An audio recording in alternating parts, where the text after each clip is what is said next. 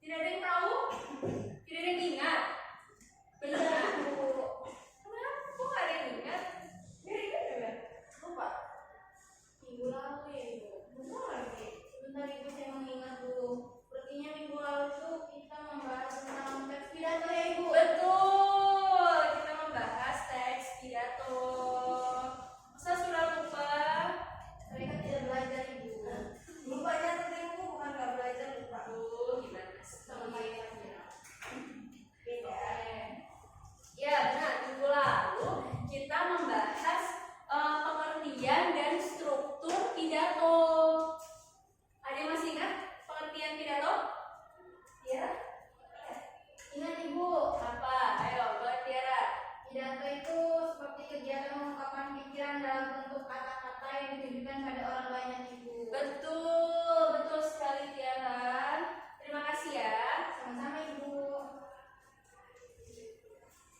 Jadi, betul apa kata Tiara bahwa pidato adalah kegiatan mengungkapkan pikiran dalam bentuk kata-kata yang ditunjukkan pada orang banyak. Pidato juga bisa diartikan sebagai cara menyampaikan ide atau gagasan dalam bentuk kata-kata dengan ekspresi wajah, intonasi suara, dan gestur. Umumnya, pidato disampaikan dengan menggunakan bahasa formal, bukan dengan bahasa gaul ataupun bahasa dalam percakapan sehari-hari. Nah, biasanya pidato ini memiliki bermacam-macam tujuan. Di antaranya memberi informasi dan mengajak orang-orang untuk melakukan sesuatu. Nah, sampai sini udah ingat belum materi minggu lalu? Sudah, Ibu. Aduh, ini lemes banget ya kayaknya siang ini.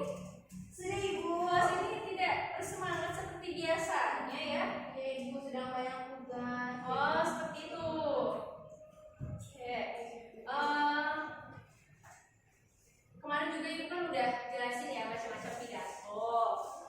Pidato itu ada pidato sambutan, ada pidato peresmian, ada juga pidato perpisahan. Nah, pidato ini biasanya hanya memberikan beberapa informasi pada pendengar. Ada juga pidato yang bersifat ajakan. Pernah dengar nggak? Pidato yang bersifat ajakan. Pernah Ibu. Pernah ya? Pasti pernah ya. Nah, pidato bersifat ajakan ini biasanya diberikan untuk mengaruhi halayak. Kayak misalnya kampanye, kan ada pidatonya tuh. Nah, itu biasanya tuh untuk mempengaruhi orang banyak. Terus juga pidato pemilihan ketua OSIS juga itu termasuk.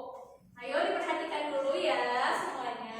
Jangan fokus pada kegiatan masing-masing, kita dengerin dulu materi siang ini.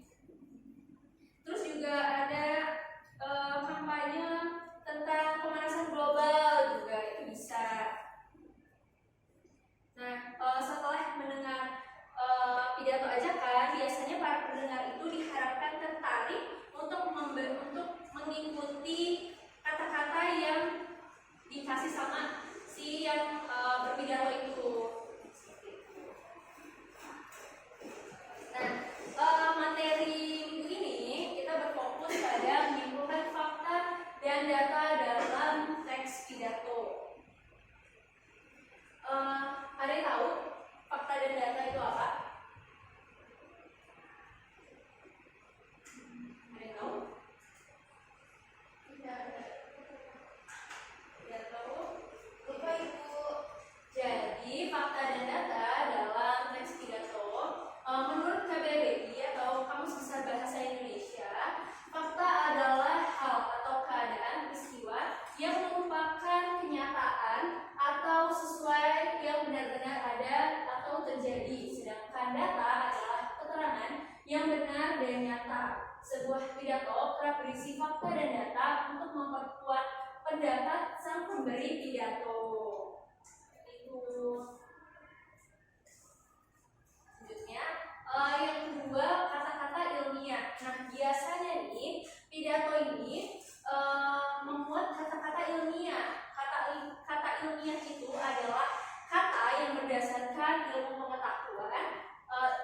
pengetahuan tertentu. Menurut Kamus Besar Bahasa Indonesia, ilmiah adalah kata yang bersifat ilmu secara ilmu pengetahuan atau memenuhi kaidah ilmu pengetahuan. Contohnya, nah, kalian pasti pernah dengar dong di pelajaran lain ya, mungkin seperti atom atau bait, ejaan, ekosistem, organik, prasejarah, evolusi, dasar, dan sebagainya. Pasti pernah dengar kan?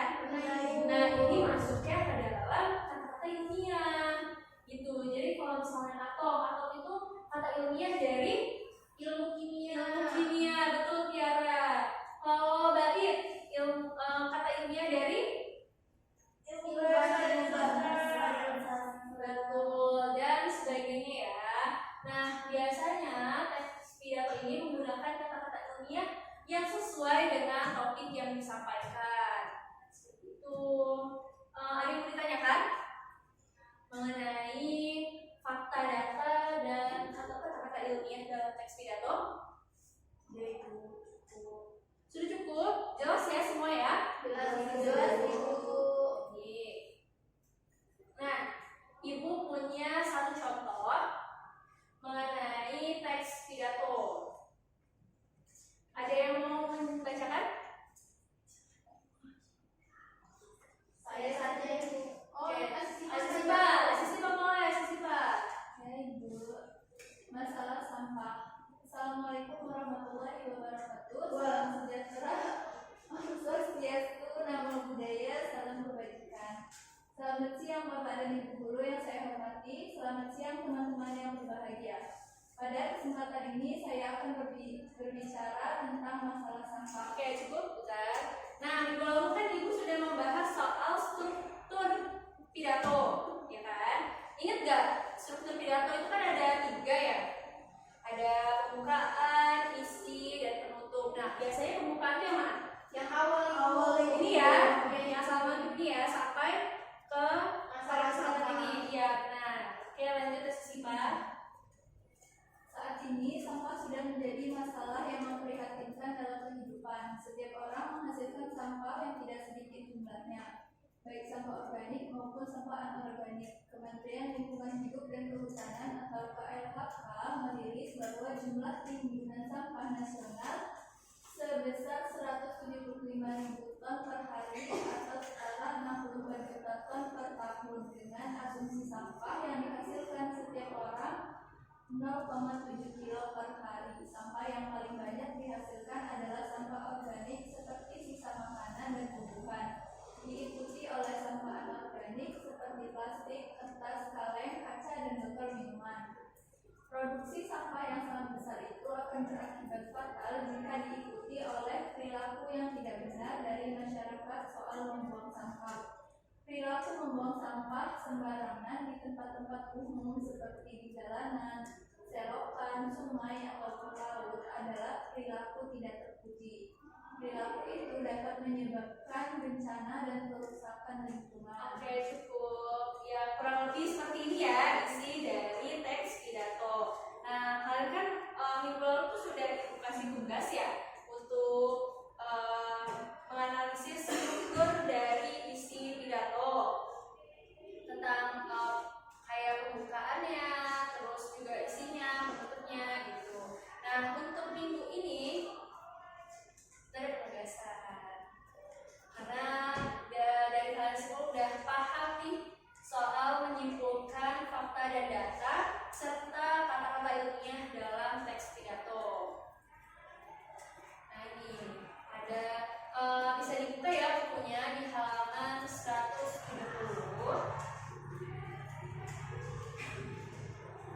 Ibu bacakan yang pertama, ada 2 tabel ya penugasannya. Untuk tabel yang pertama, kalian pastikan sudah membaca full ya tadi teks masalah sampah itu. Lalu temukan informasi yang bersifat fakta dan data dalam teks pidato tersebut dan tuliskan di dalam tabel. Gitu. Jadi faktanya yang mana, datanya yang mana itu ditulis di tabel. Tuh. Paham? Dikerjakan sekali dulu. Dikerjakannya di rumah aja. Asik. Ya. Karena itu banyak kan teksnya kan panjang banget ya. Tuh.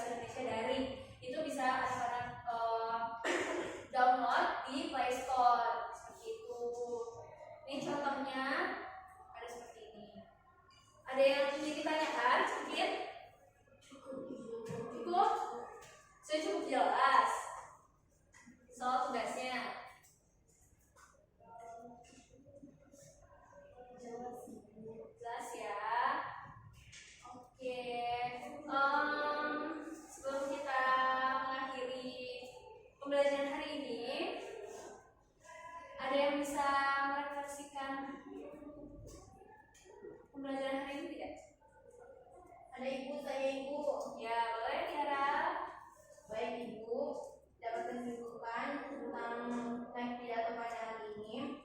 Jadi teks pidato itu merupakan kegiatan yang mengungkapkan pikiran dalam bentuk kata-kata yang ditujukan pada banyak orang. Kemudian macam-macam pidato itu tadi sudah disampaikan ada 3, seperti pidato sambutan, pidato peresmian, dan pidato perpisahan.